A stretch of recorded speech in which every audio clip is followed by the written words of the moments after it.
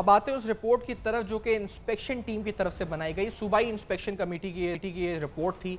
और इस रिपोर्ट के अंदर होने वाले एक अहम तरीन इंकशाफ, यानी जिसमें कहा गया जी कि इट वाज अनरियलिस्टिक, जो अभी बात हो रही थी कंप्लीशन की, unrealistic completion period of 6 months। और इसमें ये भी कहा गया, according to the report, the previous PTI government paid 25% extra as reward to the contractor to complete the project within the stipulated time में कंप्लीट करने के लिए 25% एक्स्ट्रा कहा गया, कॉन्ट्रैक्टर को दिए गए।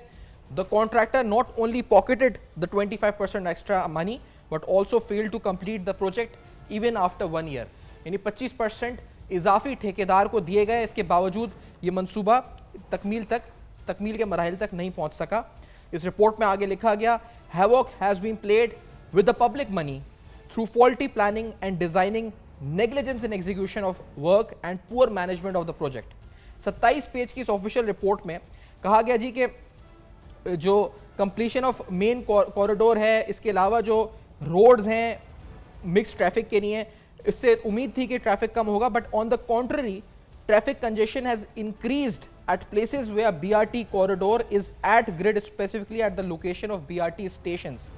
रिपोर्ट में मजीद लिखा गया कि construction of at grade BRT followed by at grade bus stations were wrong decisions which had resulted into the present catastrophic situation of the traffic. Traffic management के हवाले से जो मसाइल बुनियादी आवाम जिसका सामना कर रही है, इस मंसूबे को तकमील तक जो नहीं पहुंचने में जो हर्डल सामने आ रहे हैं, आवाम किस तरह मुतासिर हो रही है।